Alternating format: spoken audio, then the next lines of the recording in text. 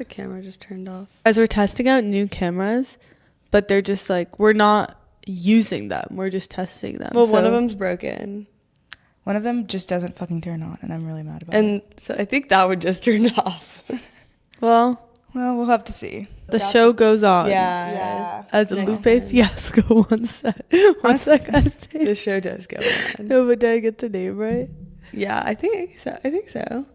Well, welcome back to Get the Check. I'm Maya. I'm Monica. I'm Priya. And today we have a fun lineup. So we're first going to dive into the AI browser wars. In the last week, OpenAI announced their ChatGPT Agent, which isn't a browser, but was supposed to be one because everyone thought they were going to announce a browser, but they didn't. And then we're going to compare that against Perplexity, Comet, and Deja, which is run by the browser company. Then we're going to go into the state of AI in China. So if you didn't know, NVIDIA recently got approval from the US to resume selling the H20 chips back to China, as well as Moonshot AI released a Kimi K2 model, which is an open source, non-reasoning model. And then finally, we'll be going into Lovable's recent Series A of 200 million at a 1.8 B valuation. If you didn't know, they're basically like app in a box. Like you just type a prompt and they make a full app from front end to back end to database. A little different than Cursor because Cursor is kind of more involved in just editing your code in your IDE.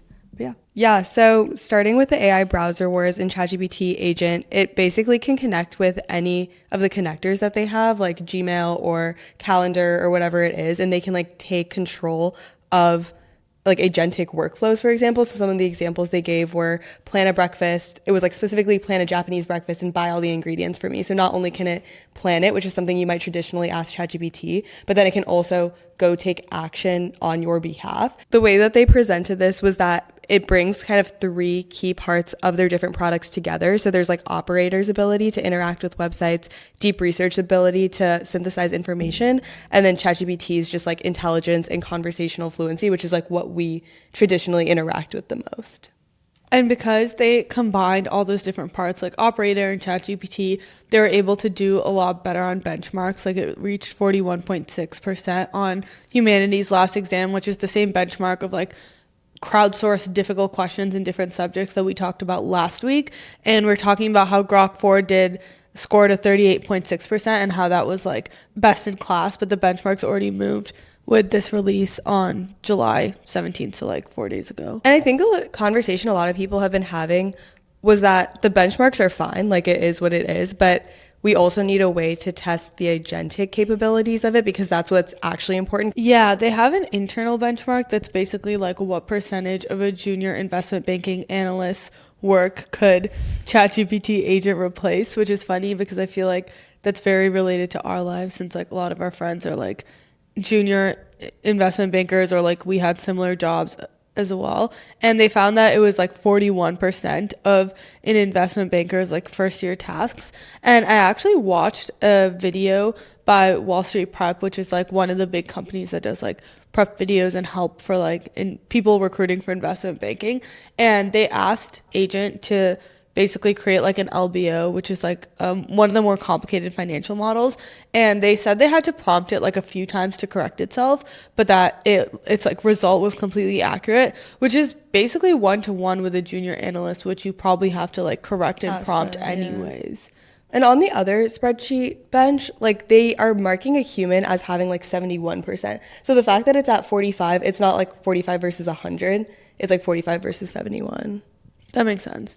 Yeah, and it can basically do like 3-statement financial modeling, LBO analysis, formatting, citations, like a lot of that PowerPoint stuff. And I will say, like, having worked in consulting, I feel like if you looked at like 10 of Bain's decks, like the formatting and even like some of the content is like very, very formulaic. Not that the information isn't different, like deck to deck, but in a way that like I think AI would be like very good at like pattern recognizing that. I mean, there's a lot of competitors for PowerPoint presentations. Like there's Gamma. I don't know if you guys have used it, but there's like a bunch of slide generation apps, and I feel like OpenAI can just kill those.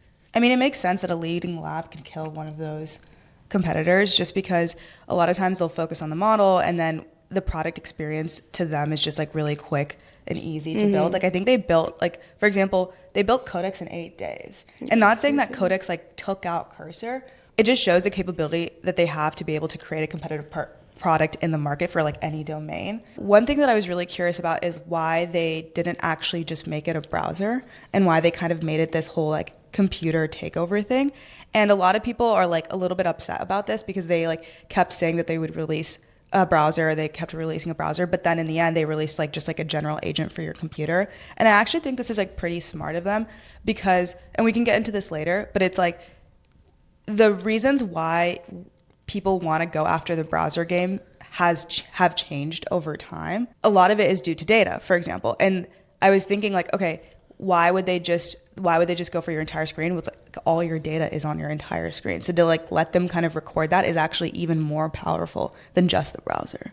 I also think it's a question of like form factor. Like I feel like we're thinking about the browser in a way that like 50 years from now, everyone's going to be like, why was everyone worried about like what the next browser would be? Like I feel like the browser's form factor is based on like an archaic way of conveying information. Yeah. That like OpenAI might just have like thought about it. Because like they hired a bunch of like ex-Chrome people, which is why people thought they were going to go after this in the first place. Well, in their like press release tools, especially when they were talking about Codex, they were like, oh, I want GPT to just be like this agent that does everything for you in any sort of form factor. So it would be on your phone, it'd be on your laptop, and Codex wouldn't be like a separate product. It would be part of the product suite, but it would be like a tool that GPT uses. I now look back at their press releases and I see how they were kind of building up to this release, because they were in a way hinting that like they would never go after a browser. They would just go after like an all you can do agent, and this was that release. And what's so funny is that it came out on the same day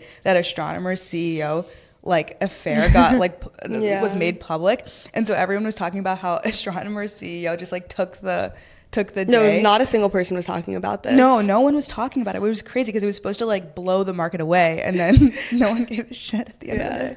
Imagine like grinding on this and then someone's affair gets like that gets publicized. For context, basically Astronomer's CEO and the head of HR were found having an affair at a Coldplay concert because they were on the Jumbotron. It like sounds so insane when you say that. And he has now stepped down from CEO. Yeah. Wait, I feel like I for sure could have made money off that prediction market. Did you see the people that made like... Yeah. People made so much money. No, I don't know. Like I saw it and I was like, I could see it either way.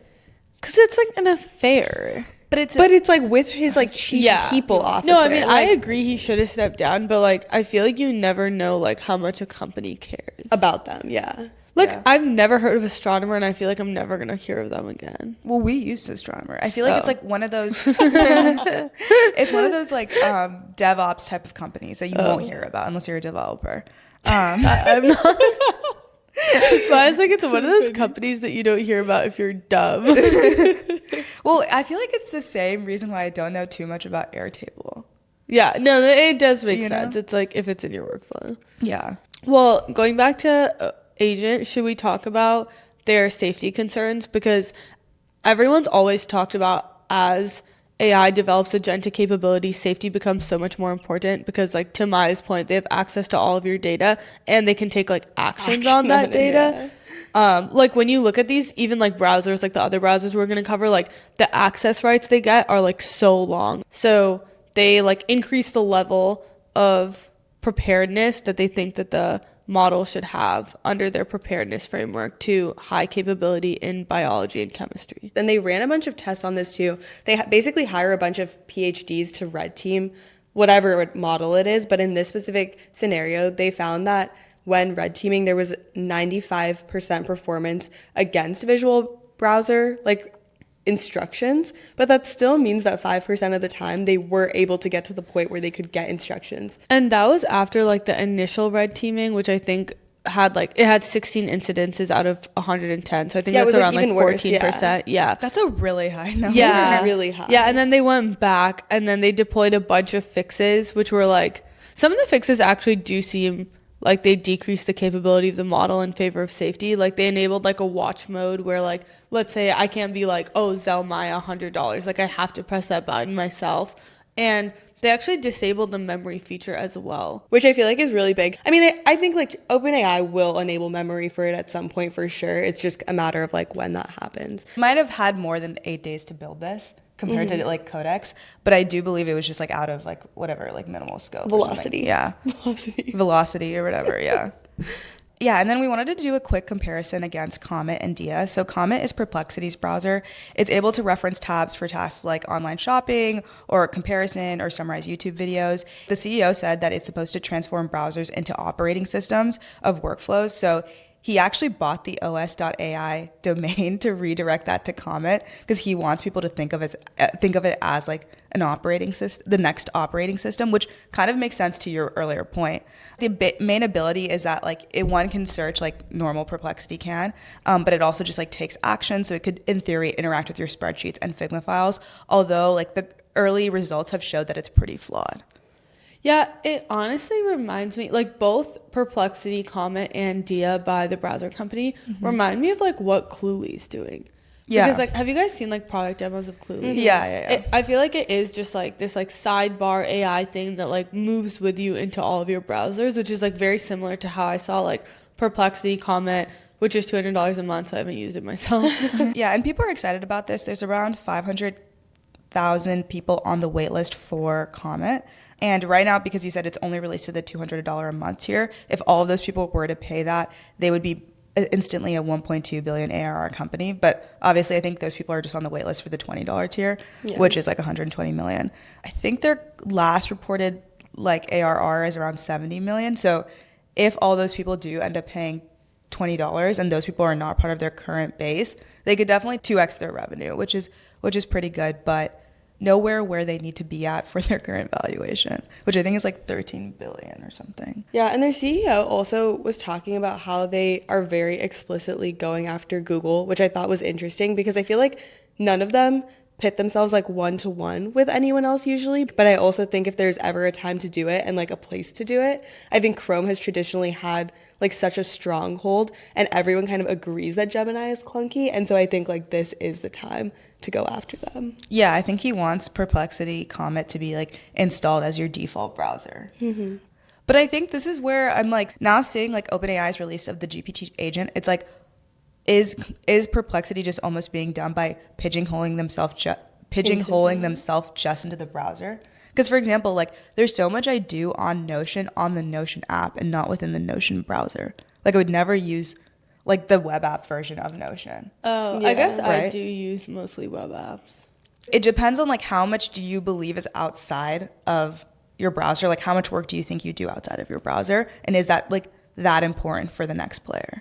But why can't, I don't think it's like that hard for Perplexity to just like launch a version that like lives, because you can already download Perplexity as an app, right? And then it'll just be like a version that like lives on your computer. Yeah, I think it's a little bit of like first mover advantage too. Let's say like OpenAI has like really good success with GPT Agent. People are downloading it and they think of that as the first like desktop agent app that they use. Right? That will become like the initial like leading standard. It's kind of like how GPT-3 was like the first release and everyone's like, wow, this is crazy. Rush to make better apps. I personally think GPT is like really slow, but like it is the most popularly used search app. Yeah. And Perplexity's Comet will look at like 7 days of history at most if you opt in, but it doesn't really have a memory feature. That's more Dia, which I thought was interesting that like Perplexity, Comet, and Agent, which are probably the leading players, both are not saving your memory. The last thing I wanted to say was Dia is the browser company's browser, and they originally had Arc, which went like viral, and I'd say the tech community, similar to like how Superhuman might go viral. Yeah. And it was basically just supposed to be this like next gen browser that was like Chrome hasn't shipped a feature in so long, like use us. It's like very analogous to like the Superhuman pitch. Yeah. But I think like the ramp up to like become good at using that browser was like too high and people didn't care enough. So it kind of like failed, I guess, because like now they're like pivoting right to like Dia. But like when I listened to his interview, I thought it was really interesting because he kept bringing back like TikTok. Like I feel like the companies that a company compares themselves to, I find really interesting. He kept being like, oh, I want it to be like as addicting as your TikTok algorithm, which I think is like unique to the to the browser company over what like Perplexity or Agent are doing. And I wonder if that's because Perplexity and OpenAI don't feel like the AI safety is at a point where they can like comfortably do that yet. That's like take my all your guess. information basically and make it super personalized. Yeah, like a lot of the stuff I've read, even just like online, like in tech Twitter, about like AI being dangerous or like ChatGPT being dangerous, all has to do with like memory, or a lot of it has to do with memory. Yeah, I would agree with that. The other thing I would say is I feel like their number one priority is to make it work. Like, it doesn't matter if it's personalized unless like the actual agent is able to complete the tasks. Like GPT and Comet are just being like, no, like we're going to completely change the way people think of using things, where you don't ever ask questions anymore. You just say, go do things, which I'm like, on a theoretical level, I'm like slightly concerned, because I feel like the only way you can make a decision is if you're curious about all the information. So as human beings, like, do we just become a less curious species? Or is Dia making a bet that, like, regardless if we have agents to do things for us, we will still be curious human beings and still want to just ask the questions and not have someone do stuff for us? I think we are becoming less curious. I also think like you can still ask the question to like agent. I think they're just like making a bet that like the way we expect to receive information on our questions changes, but not that people stop asking the questions. You're trying to build product in like the missing area. And I feel like they're making a bet that the missing area is like, you can't ask OpenAI, like his model, to send an email for you, more so than like it's not a browser. I think it's just the emphasis on what they put it on. Yeah.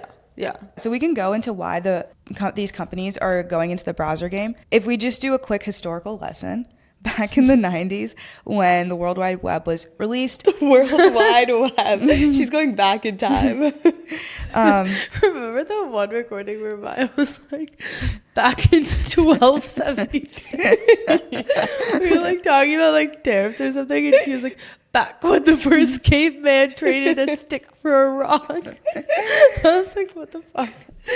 But so the World Wide Web was released, and it was just basically a rudimentary tool for displaying text and hyperlinks. And then there was a need for browsers to be able to actually get to those websites. And so you had Internet Explorer reaching a lot of traction because Microsoft always bundled it with Windows. So it was like the default thing that was like installed into Windows. Then you had Firefox kind of coming in as a strong contender until 2008, when Google decided to launch Chrome. And by 2012, it had surpassed Internet Explorer and it now commands over 65% of the global market share. And I think the biggest thing was that the Chrome team was really particular about the performance. So they made a new JavaScript engine to be able to deliver like faster search queries. So they identified as like this as like the key differentiator that they wanted. And the reason why they wanted it is because they wanted to just funnel everyone to Google search so that they could increase their ad search business. So they were just like, we're going to make Chrome a loss leader. We're not going to charge any money for it because we're going to make all that money back in ads. But the same model of thinking about browsers doesn't really apply to AI today anymore. Because the idea is that like, if agents are going to go and do these things for you, you're not seeing the ads, if that makes sense. The agents are. And the agents might be a little bit more unbiased or biased. We don't really know how the ads game is going to play out in the browser world. So I think people are less worried about ads money now, but more about just data. And if building a defensible data moat from you browsing is going to be like worth the amount of money that they're putting into making these products. One way I saw that ads can still be incorporated is by having like affiliate links, basically. And so, which is so weird to think about, because like we see sponsored links, but I feel like you're making the active decision to either click on it or not click on it. But if it's an agent, and I don't know exactly like how it would work, but it's like, let's say 80% of the time they end up clicking on this because someone's paying you to take that action. But then they provide like a shit product. Yeah. I don't know. It's just like interesting because those things are like very at odds with each other. That's true. And then you can also make ads for agents. Yeah. Right? Like if you like optimized your ad for an agent to use you instead of others, or just like in general, you optimized your website for your agent to use you instead of others. I don't know. It's just like so weird to think about. It's like too many dimensions into the problem for me to really know what I think about it. Yeah. Wait, this is like a side note, but yesterday I saw that Delta is changing their prices on tickets based on like what an AI thinks about you. So it's like personalized. Like Delta's doing pricing specific to you based on what an AI tells Delta that they think you'll pay for it. So like if you're someone that like clearly doesn't care, you'll just like book a ticket whenever, Delta's like gonna roll it out to 25% of their tickets by the end of this year and basically just like target you to make more money off of you. Time to go incognito. But I guess back to what you were saying about the data game, something I saw about like owning the browser is that you get like real-time data and it'll help you like train your models. But I'm curious like what you think about that. I think the idea is that because we're hitting a public data wall, people are trying to get any access to data that they can. So like OpenAI acquiring Windsurf, not just for the product, but for the data, and all of these labs making their own products so they can understand user preferences. Right now, a huge part of making browser agents in the beginning is we had very little data on like people using their mouses and people like clicking on different things. Like we're still at a very early stage. Like I would say similar to what GPT-3 was like when we first asked it to like write an essay. Like it couldn't write an essay. Yeah, like it was bad. They're just trying to get access to that so that they can build the next leading browser agent. And so the question is like, is Perplexity trying to also build a browser agent themselves that is like better than one of the labs? Is Perplexity trying to be a lab themselves? I'm not super sure. My guess is it's going to be really hard for you to build a really powerful browser agent without having access to this data because this data doesn't exist for other people. So that you can start collecting that data and then you can improve on it. Yeah. And then the other thing that we haven't cracked in the AI model space is like continual learning. So there's no way to like learn and update your models real time. But algorithmically, if they're able to figure that out, that'll be super powerful for these labs. Because then they can start updating their basically new version of a content algorithm real time, which is like what Google does right now, except it's obviously deterministic. Because it's like learning what you're searching and then it's like updating its preferences based on that. Like I'll literally be on Revolve, look at like something, and then that will be part of the ads. And I know that's like not part of the content algorithm, but it's like kind of in the same vein of like it happens so fast. Fast. And part of you achieve that with memory, right? But then part of that is like, do we, in the world where we have a continual learning AI model that's like just getting better and better and better, which is kind of like AI doomsday. Maybe that's what Elon's going for, right? Like his whole thing is like he wants it to be real-time learning. Well, I think everyone knows that if we can crack that, that's like cracking ASI. But there's nothing to say that we are going to be able to crack that. It's kind of just like whether or not the discovery happens or doesn't happen. Like discovering something like that is not like a bunch of small iterative things. It just like happens. Like it's like a breakthrough. It's a scientific breakthrough. But yeah, do we want to end this segment with predictions on who we think will win? Who has the right to win? I feel like OpenAI agent, and then I think Perplexity Comet will like actually get a reasonable user base, but I don't think it'll ever become like the default the way we see like Chrome right now. Yeah, I think the only way they can become the default is if they get a deal with Apple. I think that's kind of like one of their looming things. I do think they have a better product because I honestly, and I don't know if we want to go into this, but I think Perplexity's search engine is the best if you use the Pro subscription. I think they suck at making the freemium model because their free version is so bad that people don't understand how good their Pro version is compared to their free version, versus GPT's difference between the free and the Pro version is like a little closer to like warrant people switching to Pro. I actually don't think Perplexity free is like that bad. But I think what they do really well is they're really fast. I think they're the fastest search engine, and like GPT is so fucking slow. And so Perplexity gets more of my search queries on that alone. And so, do you pay for it yourself? No, I mean I have like some free like trial thing. We all have the free one. It's never. Remember we all got the code? Yeah, like it's never ended. I've like I've never needed to pay for it. It was like from some X tweet that I sent in the chat, and I was like, just add this to your thing. But yeah, so like in my opinion, I think Perplexity could build a better product. I think they have a team that could beat, but it's just like, are they going to have this the business strategy shake itself out regardless of if their product wins? Like there's very few times where someone's product alone is the reason why they win. Yeah, that's true. But I think the difference in this case is as we move towards more agentic flows, I think like correctness and completing a query to someone's satisfaction will end up being more important than how quickly you're able to get there. Like there's so many different like layers of order because it's like first you have to be able to actually do it. Then after you can do it, you want to like optimize for the best one. Then after that, you want to optimize for the time it takes for you to get there. And so I think there's all of these different layers, but I think that there will be more importance put on like the correctness and accuracy of a task being completed. I mean, we saw this with OpenAI, like in the search game itself, where like OpenAI had the best engine at first, and then a lot of these users actually caught up to them and made a very, very competitive thing. Even Grok 4 is like very competitive, but it just doesn't warrant the switch over. No, it doesn't. Right? And it's crazy because like they were only that much better for about 6 months to a year. We're basically in this like nebulous state of like users changing their habits and choosing what they want to use. And so it's like, who is going to be the first best browser agent, which I'm curious, but yeah. I don't know. But yeah, I am curious. Anyways. Maya's still a curious girl. She's a curious girl. But yeah, should we move on to AI news in China? Yes. So moving on, there is a lot of AI news coming out of China because last week NVIDIA basically said that they're going to resume selling their H20 chip to China. So earlier the US had restricted access to this and like back in April, I think, and we'll get into that more. But now NVIDIA is coming and selling back to China. And then the second thing we want to talk about within this story is the Kimi K2 model, which is Moonshot's new open source model. And it's making headlines very similar to what we saw with DeepSeek.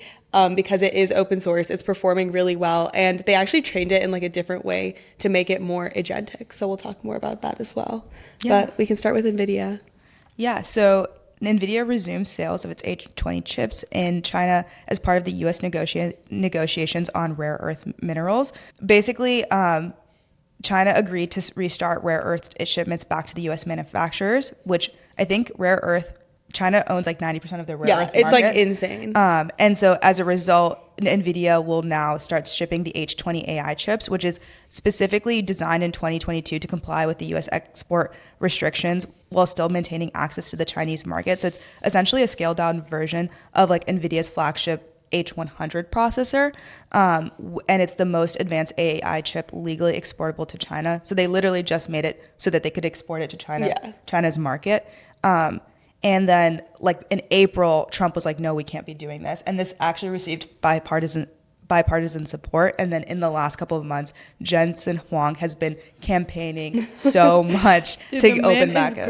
He's been grinding. Have you been seeing what he's been doing? I was like, grinding. I didn't realize. Like, I feel like he's a really good CEO. He is. But yeah, the articles are always like inside employees that choose not to be named say Jensen Huang never wanted this life for himself. He'd rather be focused on NVIDIA, but he has no choice but to politic. No, and he's been politicking well. I also think this is like one of those issues where like you can kind of make the argument either way, and like we can get more into it, but it's like we are codependent on each other. I mean, like the entire reason this entire thing started was because of the tariffs.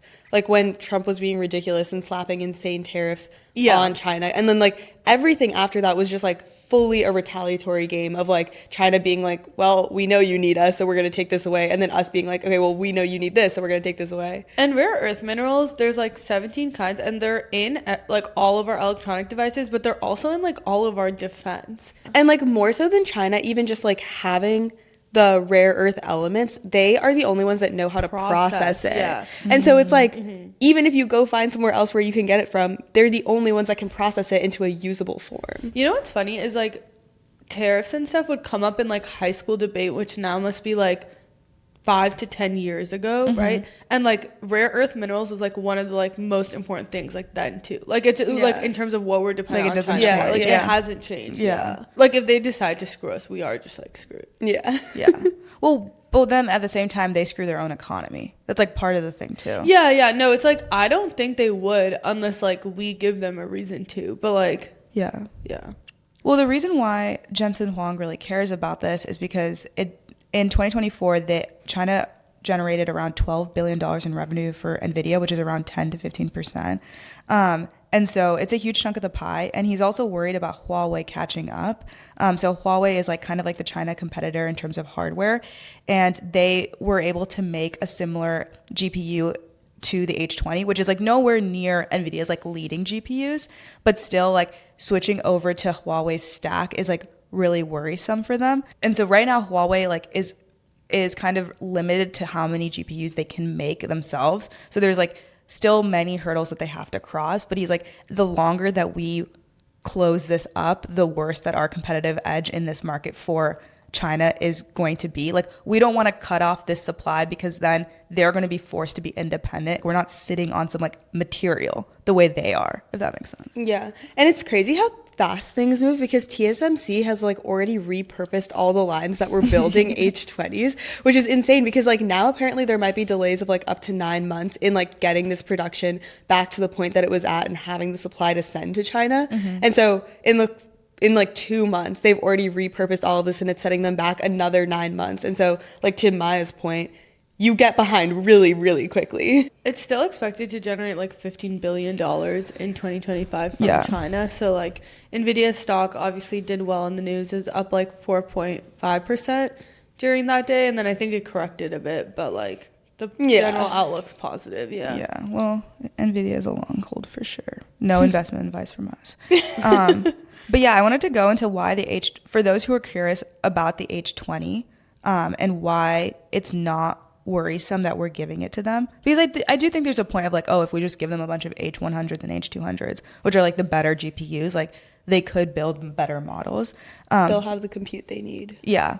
But basically the H20 chip is optimized for running inference and not training models. Because it has a bunch of restrictions, it can only run the actual model, but it can't help train larger models. And so when I was looking at DeepSeek R1, it was primarily trained on Hopper GPUs that they had from prior to like the ban, and then 30,000 H20 chips, and then 10,000 H800s and 10,000 H100s, which they probably got through like Singapore's back channels or something like that. And so a large majority of their cluster is not on H20s. So it doesn't mean that like if we give these chips, they'll be able to make like another competitor model just on the chips alone. Like they'll be able to do it because they like make some other breakthrough that we haven't made or something like that.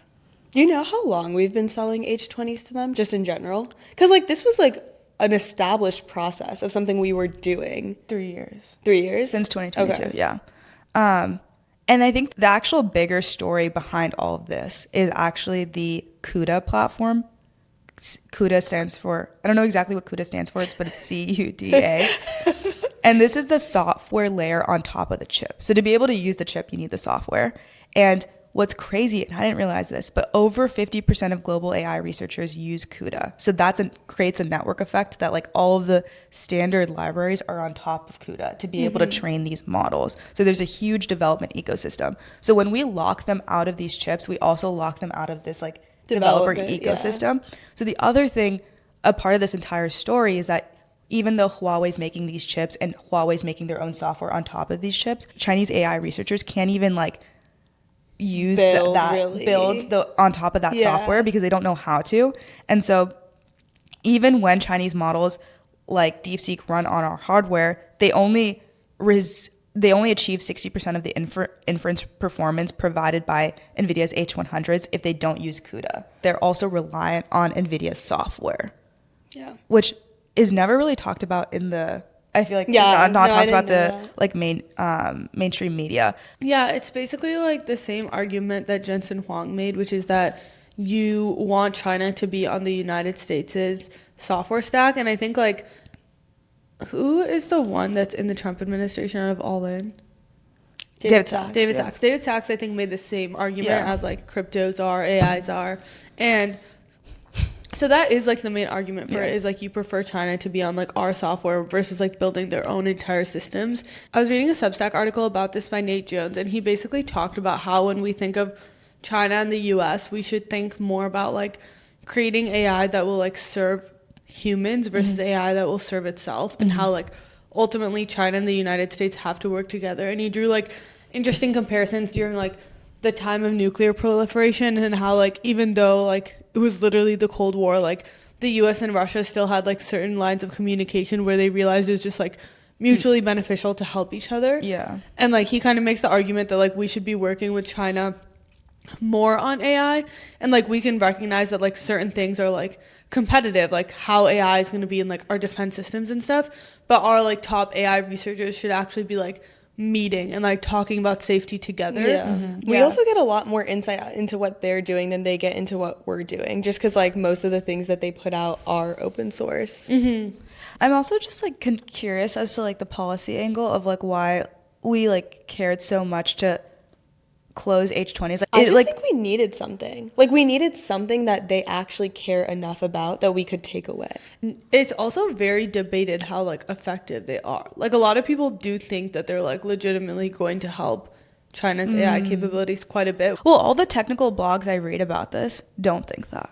I feel like the average congressperson does. But they're not the top researchers and experts. Yeah. Right? Yeah. Which if I was a congressperson, I would just realize that there are things above me that I might not understand. Yeah, I mean, like, you could say that about, like, climate change. Like, all the top scientists aren't, like, conspiring against us to tell us climate change is real. It's like I don't know, that's, like, a lot of things. But it's like, what would the alternative have been? It also is a good trading tool, right? Like, it is a good trading tool, but I think, like, the way it's talking about in the media is, like, oh, my God, China's going to take over because they have the H20s, which is, like, no, there's just no way they can do that. Yeah, I agree. Yeah. Well, moving on to China taking over. Moonshot releases. This might be worrisome, this next story. This is definitely worse. The Kimi K2 model. I think that's a sick name. It's basically the Moonshot AI's latest model, and it uses mixture of experts architecture, which we'll talk more about, and it has 32 billion activated parameters at a time with a query and 1 trillion total parameters in the whole model. And in terms of like benchmarks, it's pretty impressive and competitive with US models. It beats Claude Opus 4 on like some of them. It has better performance than some of OpenAI's coding models. And it's way cheaper. So for like input tokens, just like for context, it's like 15 cents for every 1 million input tokens and 250 per 1 million output tokens. And Claude Opus 4 for its input tokens charges 100x that. So it's 15 million per input token and 75 million per output token. So it's like way cheaper. Yeah. If you didn't know, Kimi K2 was built by only 200 people, with very few of them having frontier experience, and they had also a modest GPU budget just because of the restrictions. And so the fact that they were able to make such a like competitive model with such little is something that people have been talking about. And I feel like when DeepSeek was first released, everyone was super worried, and this one didn't really make the headlines like DeepSeek did.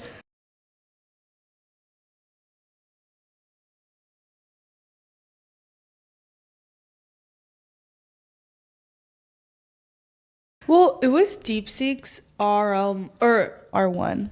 Like, it was R1 that made all the headlines, Yeah, right? but not V3. And the reasoning model made the headlines. And isn't this the non-reasoning model? It's a non-reasoning model, but I think do you think they'll release a reasoning model? Yeah, they have plans to. So then do you think that'll be what makes the headlines? Yeah. So like, because isn't this the same thing that happened last time? Yeah, because we talked about V3. We talked about how insane V3 was, and then a month later they released R1. But that's when like everything actually moved. Yeah, like I still yeah. don't understand why. Well, so actually I was reading a Substack about this because this guy was like literally saying this is the same story repeating ourselves. No, we definitely shouldn't. We should just buy at the dip when it happens. He was like the story is literally repeating itself. It's like the non-reasoning model gets released, the reasoning one's gonna get released. People are gonna get worried all over again, and then people are gonna be not worried all over again when OpenAI releases like GPT-5 or something like that. We like have all our tweets ready to go from now. But yeah, a huge part of the reason why this model was competitive was because it was trained on a different data set, and two, it used a different optimizer called the Muon optimizer instead of Atom W. And we can talk about what optimizers are, but yeah. Yeah, they use agentic data pipelines that were like, a lot of them was like synthetic data. They basically have a bunch of like real world scenarios. So like the same things that we were talking about for the browsers, like booking a flight or ordering food delivery, those are the types of like data sets, like the actual data sets that are being used, which we've like never heard of that being used before. And I feel like traditionally in the US and like with our model players, they're basically like the longer we make this model think, for example, like the better answer we can get out of it. Like either you provide like more compute to it or you make it think for longer and we'll get like a better answer out of it. But their approach here was that let's just give them different scenarios, those scenarios being like real world scenarios, and it'll require the model to think more deeply, but not because we're telling it to think for longer, just because it has like additional context. And even on the benchmark, like I think we saw it was scoring the highest on the EQ test, which I think is also pretty telling. And creative writing, too. Which is so interesting. Because, like, the one thing that we've noticed about models is that they're not creative. So the fact that they scored really high on creative writing makes me think that, like, we're hitting a new side to the models. Because, like, no matter how good we do on these benchmarks, model can't do something that a human hasn't done before, if that makes sense. It makes sense. And so it's like, how do you break past that? Yeah. And then the second thing that they did was they used the Muon optimizer. So really quick, in machine learning, you have a loss function, and it's basically a mathematical formula that measures how far a model's predictions are from the true target values. So basically says like, hey, how bad is this model? Then an optimizer basically adjusts the model's internal parameters, or like their weights, to minimize this function. And so the process of adjusting these weights is very compute intense. And so Adam W is like more compute heavy than Muon. As a result, they were allowed to use, I think, like 2x fewer flops, which like we don't have to go into flops, but you can just say, okay, this is like twice as better, and it was using 50% less memory during their training. And it's interesting because one of the key differences between Adam W and Muon was that Adam W uses individual parameters, and it basically like gets the derivative of it, and then it calculates this loss function that Maya was talking about. But the difference with Muon is it looks at blocks of parameters instead of like the individual parameter, which is one of the reasons they're able to use like so much less compute. But it also means that like when you get the derivative of it, you're getting like the second order derivative of it instead of the first order derivative of it. And so people think that that's like another reason why it's like performing a lot better. It's really interesting because like this entire framework came out last December. So it's like very new. No one's ever really used it at like a large scale before. And so this is like the first time that we're seeing it, and it has like good results. Yeah. And I think this is where China is like having a competitive edge over the US. So like no leading lab switched to the Muon optimizer model, even though it's been released since December. Like they've had enough time. And part of the reason why is because they have these huge training budgets, like these huge GPU budgets, where they can just spend 10x more money than they did before. And we haven't hit any sort of plateau point of spending more money doesn't result in more outcomes. So it's like, if you're trying to plan for 6 months out from now and you have the money, you're just going to spend the money. Like you're going to de-risk your future rather than potentially spend a bunch of money on an optimizer model that might not work. Versus like Moonshot AI, it's like kind of in their name, Moonshot, right? Where they don't have the money to compete against an OpenAI or an Anthropic. And so they know that they're destined to fail. So then they're going to try these different anything things. they can. And like in their blog post, they mentioned this thing, which I think a lot of AI researchers agree with, where if you were to read all of the internet data, you would be way smarter than a current model is. And like if our current models are trained on all of the internet data, and they're not as smart as a human, or they can't be as successful as a human. One, there's like a lack of data that we're not training on, which is like what we saw in the browser story, where like, you know, there's like more to just searching, like or there's more data. Yeah, there's agentic data. But two, we're not learning enough. Like we're not being as efficient with our learning. Why does it take like 10 math textbooks to teach an AI model, but half of a textbook to teach a human on a math topic? That's true. Right? Is there something that we're doing algorithmically wrong? And this is where we don't know enough about our human brain. Like we don't know how we're adjusting our like internal neural networks, right? We're just guessing. We're just guessing based on math. And so a lot of the game of making a better AI model is like, I think that this algorithm that I'm going to use is going to result in a better AI model, but I have no idea because I have nothing to like, I don't know what my human brain looks like or acts like. We know like the end result of what we want, but we don't really know the path to get there. And so there's a lot of guesswork and money involved. And because there's so much money being poured into the like industry, we're allowed to do this. But it's like funny because you would think because there's so much money, we would be a little bit more risky with our money, but we're not. We're just spending, like the US is just spending all its money on compute. It's on literally compute, on compute, right? And like data maybe. So it's like, it's crazy because like we 10x, 20x 100x the amount of money we put into AI in the last like 3-4 years. Yeah.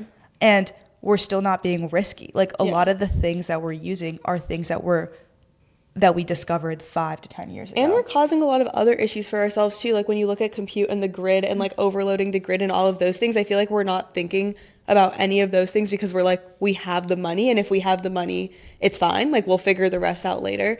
Versus China doesn't have that luxury. And like the United States alone is basically forcing them to innovate because like we take away so much from them that they're like, well, I guess all we have left is our brains, so we'll just get to work and use them. Yeah. I think also the incentive for like a small lab to compete in the US, there is no incentive. There is no incentive. The incentive is just like, okay, you do something and then the top lab just acquires you. Yeah. And it's like, and like you don't always want to be that.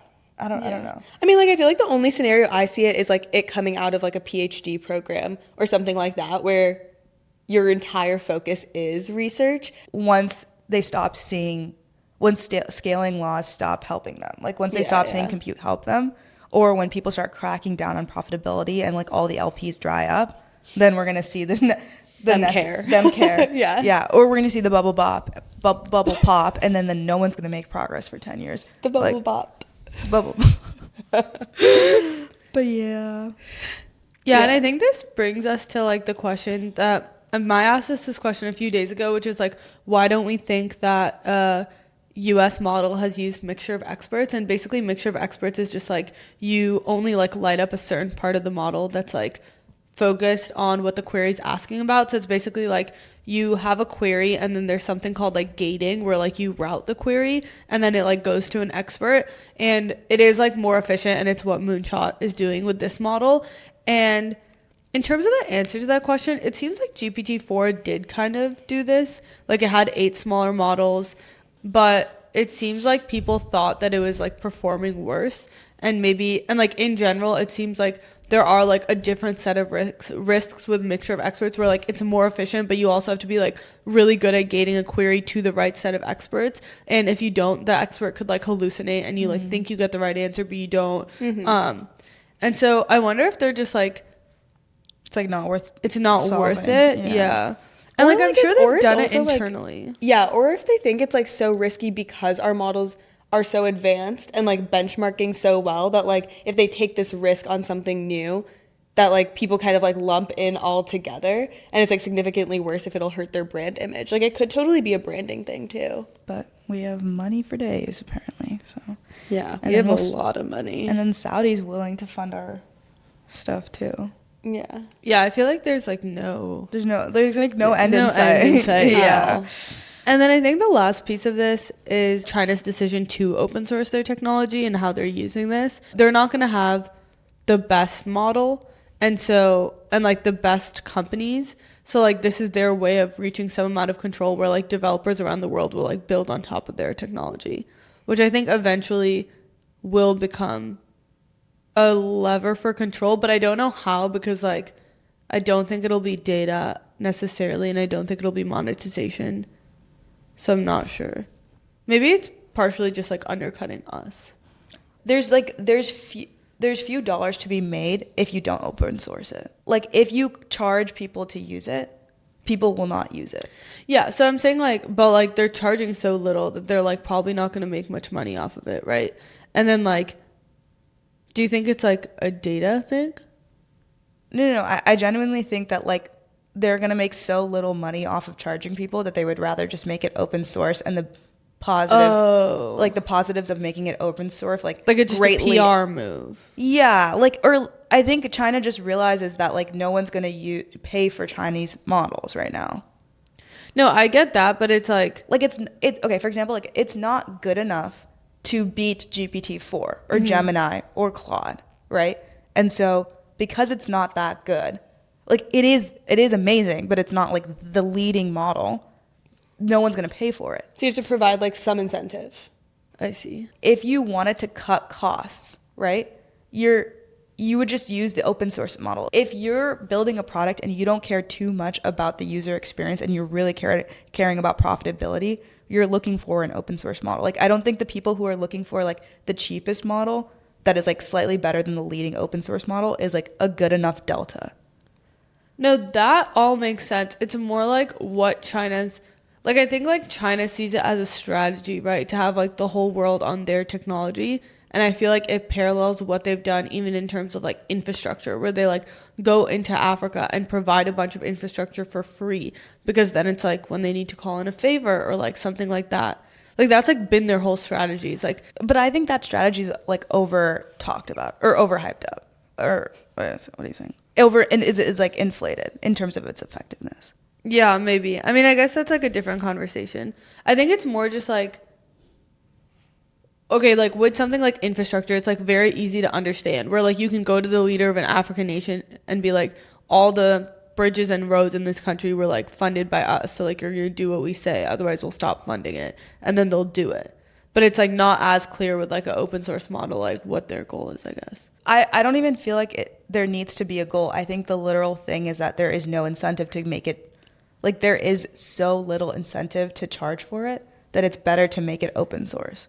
Like I don't think it's sense. I think we're overthinking it. Yeah, I see what you're saying. Yeah. Because also it's not for the data. Like you probably know this better than I do, but like when we use OpenAI, for example, like we're all sending API requests to them. And so like we're feeding them our data so that we can like get answers back. But in a situation like this, like aren't you just like you can clone it and run it locally, right? Mm-hmm. So like you're not even feeding them any data. So it's like not about the data at all. A lot of people probably won't though. Like a lot of people probably will just use an API call. Yeah. I mean, you can do that, but I'm saying like the data is probably even like less relevant. Yeah. When it comes to like an open source model, as opposed to like a closed source model where you literally have to feed them. Yeah. Yeah, but then it becomes a scale thing where it's like if the entire world is like using your model, even if it's open source, you're probably collecting like a decent amount of data. Yeah. I mean, like I'm sure you still are, but for any of the like researchers, like they're not probably using any of that. Yeah. Or like enterprises aren't using any of that. Yeah. I am excited. Maybe not so excited, but I'm excited to see, or I'm interested to see if our market crashes when Moonshot AI comes out with their reasoning model. I don't think it will. I feel like. You think people are going to price it in? I think it'll be a smaller crash. I think people just like, it's very in recent memory that we overreacted to like DeepSeek. Yeah, that's true. That makes sense. Maybe we'll underreact to Moonshot AI, and then it'll take over our world. JK. Maybe. Moving on to Lovable. So Lovable just raised $200 million. Should we say it's our Get the Check segment? Oh, yeah, you got that. Moving on to our Get the Check segment of this week, we are talking about Lovable, which just raised $200 million at a $1.8 billion valuation.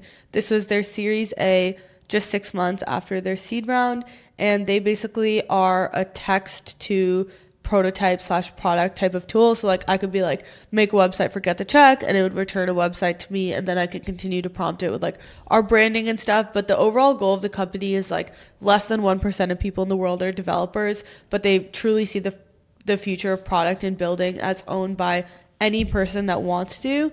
And so they're creating this like text to product. Yeah. And like Annika said, there's no coding interface, so it's not like Cursor or Windsurf where you have to have like an IDE open to like write and edit code. The idea is that it's like kind of just like an out of the box product, and so a lot of people use it for essentially vibe coding or just like testing if an idea or product makes sense. So for a lot of founders or people who have side hustles that they just want to try something out. And so I think there's like basically in the like coding agent space, there's basically two segments. There's the no code / low code, and then there's like the professional developer segment. In the no code / low code, we see Lovable, obviously, Replit, which was originally like a browser coding environment similar to like Google Docs, where both of you could edit at the same time and collaborate.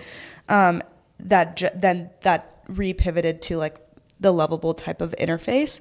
And then also V0, which is released by Vercel. Vercel is originally like a front-end deploying app, and they now have an agent where you can like type a prompt, and then it'll like make the front end change for you. So Vercel is like pretty good at front end because they're the front end deploying app. They're like, they know front end really well.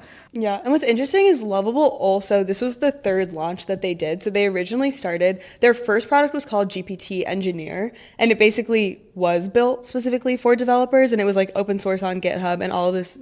And they had 2 launches. Both of them were like super unsuccessful, and like they just like couldn't get traction with like the broader market. And so then they built like a graphical interface and like pivoted to this idea of like what it is today. And they basically expanded their market. And like when they did that at their third launch, they saw like insane growth. And like when people say all the numbers, they're like, this was like 8 months after their public launch, or like they have 2.3 active users, all of that, sorry, 2.3 million, all of that is like related to this third launch of the product, but they've been working on this for a while.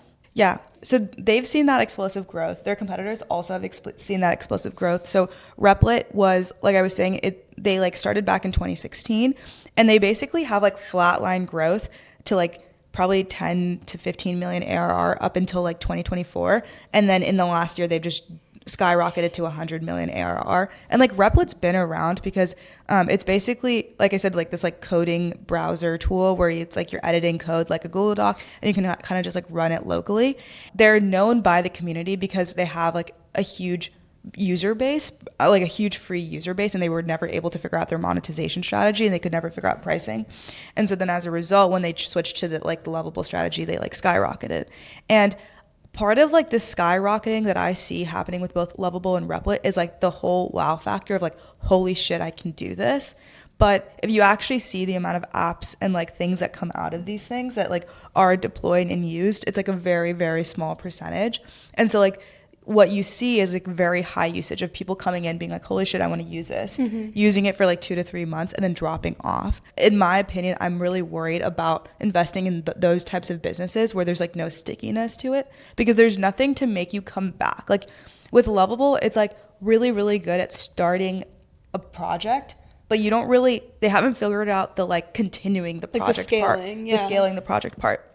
And so there's no reason for me to come back. Like what if I'm like, now if it's like just like normal for everyone to build side apps, right? Or normal to everyone to build their own agents, like it's kind of just like, okay, I'll build the side app and then it'll be like kind of useful, but not really. Yeah. And then I'll just like move on. Yeah. I think that is like the one issue that I see with Lovable versus a company like V0 or a product like V0, where V0 can easily be integrated into your like everyday workflow. Anytime you need to change a feature or like make a new page on your product or whatever it is, you go to V0 and like look at that flow and then you implement that flow. But in this case, because it very much is like the prototype version or like the completed product, then like it is what it is, but it's really difficult for an enterprise scale customer to use something like that, because it's like, what are you using it for? Yeah. The one thing I see where this is potentially useful, and if Lovable can figure this out, is if they start to compete with like Retool. So Retool is like the leading admin apps provider. So like, for example, in your company, you might need to do this like niche workflow. And so it's like worth the developer's time to like automate that very niche workflow just specific to your company. And so Retool is like this no code platform that like pretty much every like new tech startup is integrated with, where you can build like front end apps really easy. It's like they've like componentized everything. So like adding a text field or submitting a form is like really, really easy to do, and you just like hook it up within a matter of hours. And Retool basically showed that like there is a market for admin apps. Like building internal apps is really useful. There's a lot of time spent on it, and making that faster and more efficient can like up level all of your employees. And I think if Lovable can kind of compete in that market where it makes it even easier to build admin apps, like they could basically dip their toes into the enterprise contracts, and then I would like use Lovable pretty much on an everyday basis, because like I have internal stakeholders, for example, like ops is my internal stakeholder, or like the account managers are my internal stakeholder, and I build tools for them. And if I could use Lovable and use just like prompts to build tools rather than like then they could just build it. Like I've like used Retool to like build a tool internally. Exactly. Yeah. Like I'm saying like anyone can build anything for each other. But then it like frees up your time for like other stuff too. Yeah. Exactly. And so that's where I see like Lovable potentially having a sticky user base is from something like that. I honestly think they'd have a really sticky user base if like what they say their current product is like actually works. Like, for example, if we were building a website and like Lovable actually worked like really well, why would I not use like text to product? It's just like it doesn't actually work to like one shot things. I think it works. Like, I think creativity is hard. Like, for a website, for example. But I think that like if you're building a technical product, it is like a lot. Yeah, because it's like when you think about like B2B, I think like consumer products in general are difficult because like there is like a level of like taste Design, and like design Yeah. that you like need in it. But when you're building like a B2B app, like it's a lot more straightforward in like what you need to have. Yeah. Yeah, like you'll never build a consumer product on Lovable. Yeah. But I can see you building a dashboard for your customers on Lovable. Yeah. Didn't you use it to build something? Well, yeah, so basically me and my friends at work were trying to like there was like 3 big projects that like every engineer is on, which is like kind of rare. Normally you have like a bunch of engineers on like smaller projects and then like maybe 1 or 2 bigger projects. And so because like basically 90% of our engineering team is on one of these big 3, they all had launch dates around the first week of July, and no one was clear on who was going to win, like who was going to launch first. Well, you're all winners. You all work at the same company. No, but it was We're like all on the same team here, Maya. okay, but like my competitive nature was like, dude, I want like our product to launch first, because like obviously timelines are going to get pushed. Like there's always reasons for timelines to get pushed, and so I was like, we should have a prediction market on which one of the 3 wins. What's like the criteria for winning? Just like launching first. Oh, just launching. launching. Yeah. Because then it like motivates you to like launch faster. Yeah. I will say I didn't build the app because I like like I did use Lovable and I like sent it to some people, and it was really cool. But there was like no way to like tie a monetary incentive to it because like it's like work. It's like kind of weird. Yeah. And so it would just like kind of so at that point it just become like a normal voting algorithm, which I thought was like less fun. Yeah. So Wait, anyways, I stole your idea at work. You did? We like basically because the way we have this thing called like Bonusly, Yeah. and so like it is actually monetary value because like you redeem it for gift cards and stuff. So like it actually is tied to money, and so we were like we should just make Kalshi markets like On Bonusly. On Bonusly. Oh, wait, But you know, we have the Venture same thing made too. calls. yeah, like you can tie it to like your internal rewards. Oh, that's a good idea. Okay, I'm back on this. The current like venture kids made Kalshi for like betting on like college relationships, like No their way. own markets. Yeah, because I was like catching up with one of them a couple weeks ago, and they were telling me about it. That's I was like, really so funny. That's so funny because like Facebook's first version was just like hot or not. Yeah, It's just like That's a full also circle. like oh my god, I feel like in high school on Twitter, like the polls. Yeah. I don't know if you guys had that, but like literally Yeah. everyone would poll. Yeah, like they just vibe coded like Kalshi, but like you pick your own betting market, which is cool. yeah. No, that is Like, cool. and you can just share it with like the people you want in the private market. Yeah. That is fun. No, but yeah, wanted to say that I should have made that market because I did win. So cool. Yeah. Oh yeah. So would Lovable get your check? Probably not, right? Yeah. It's just like in the case that they work, they really work, but like odds are against them. Yeah. Yeah. It's also tough because they're so like I feel like literally they could get wiped out in an instant. Yeah, by OpenAI. Yeah. Yeah. So, or like Claude, honestly, because I actually think that the like Claude coding capabilities and like specifically the like text to product or whatever, like that is really good. But they would have to figure out the like UI Well, I was piece of it. I was curious why Anthropic or OpenAI haven't tried to do that, like build a Lovable type of competitor. Like OpenAI and they're both clearly going after the cursors of the world and not the Yeah. Lovables of the world. And so I was like, oh, interesting. Because like if they wanted to, they could definitely figure it out within a couple of months. Yeah. Wait, I feel like even that is like mind blowing to me, like the cursor thing, how like literally no one uses cursor anymore. And it's like mind blowing to me because it's like cursor was like all the rage. Every single person was using it. They had like insane ARR. Literally, I don't hear a single person using cursor anymore. Like everyone uses Claude Code. Everyone's like cursor is like so 2 months ago. And it's just like crazy how fast Yeah. everything moves. Well, I was gonna say everyone at my company still uses Cursor because we couldn't get off the Claude Code waitlist. Oh. Yeah. Well, you'll get there one day. But Awkward. okay. But anyways, yeah. But you guys use Codex, right? No. I use Codex. No one else does. But dude, Maya got special approval. No. Like everyone has Codex. They just don't use it. Oh. Only I do. And I'm trying to convince people that it is the superior, but no one believes me. It is the superior. It's superior. Okay, because the thing is, like, I'm not even joking. The other day, I was like using my phone in the shower. Someone texted me about a bug. I opened GPT Codex. Like, I opened GPT on my phone, which has Codex, and I sent out a PR from my phone. That's crazy. Like, I keep telling people, like, I was like, I'm coding in the shower. Like you actually are. Yeah. I don't know if that's like TMI. No, that's hilarious. That's awesome. But I'm like, you can up level your skill if you just try. Anyways.